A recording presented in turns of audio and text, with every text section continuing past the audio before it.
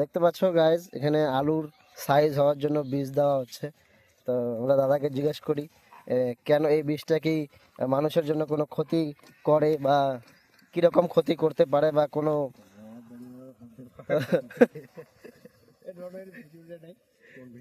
দাদা আপনি যে বীজটা দিচ্ছেন এটাতে কি মানুষের কোনো ক্ষতি করে? কিচ্ছু হবে না, না? তো দেখতে পাচ্ছেন এই বিষে মানুষের কোনো ক্ষতি করবে না। এটা শুধুমাত্র আলুর সাইজ বড় করার জন্য দেওয়া হচ্ছে এবং পোকামাকড় যেন গাছটাকে নষ্ট না করে সেই কারণে। হ্যাঁ, আমাদের রাসায়নিক বিজ্ঞান বৈজ্ঞানিক একটু পরে আসবে, এসে আলুর সাইজ দেখবে, ভালো লাগলে পুরস্কার টুরস্কার দেবে হয়তো। তো দাদা আপনি যে বীজ দেন আপনার কি মজা লাগে? খুব সুন্দর লাগে। মানে পরিশ্রম কেমন হয়? পরিশ্রম অনুযায়ী কি আলুর দাম পাওয়া যায়? না না দা। তো দেখতে পাচ্ছ ভারতের যে কৃষকরা তারা অনেক কষ্ট করে কিন্তু সেই হিসাবে ফসলের দাম বৃদ্ধি হয় না। সেই কারণে অনেক অনেক হাজার কৃষককে পৃথিবী ছেড়ে চলে যেতে হয়।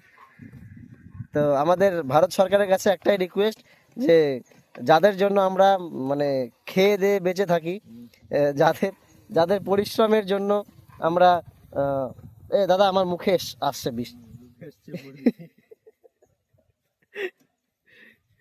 যাদের জন্য আমরা খেয়ে দিয়ে বেঁচে থাকি, যারা আমাদের জন্য খাবার জোগাড় করে অনেক কষ্ট করে, দেখতে পাচ্ছেন টানা 40 ডিগ্রি রোদের মধ্যে দাদা বীজ ছেটাচ্ছে।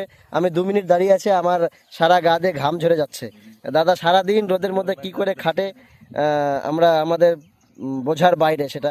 তো দেখবেন যাতে সরকারের কাছে আমার একটা বিনীত অনুরোধ, যাতে আমাদের কৃষক ভাইয়েরা এবং দাদারা অনেক ভালোভাবে তাদের সংসার চালাতে পারে এবং তাদের আর্থিক উন্নতির দিক থেকে ভাবনার জন্য বিনীত অনুরোধ রইল সরকারের কাছে।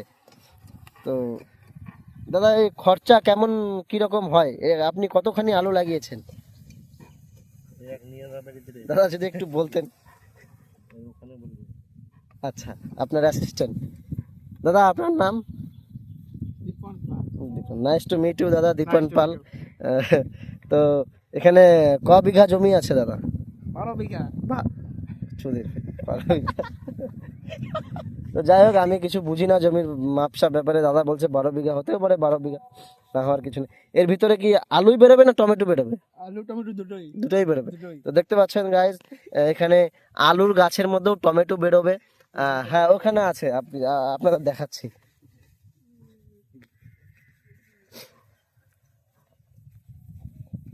এখানে দেখুন, এখানে আলুর মধ্যেও টমেটো রয়েছে, আলু ভেতরে আছে এবং টমেটো বাইরে আছে। দেখতে পাচ্ছেন এটা টমেটো, আলু মাটির নিচে আছে। তো আধুনিক ডিজিটাল ইন্ডিয়া, সব কিছুই সম্ভব।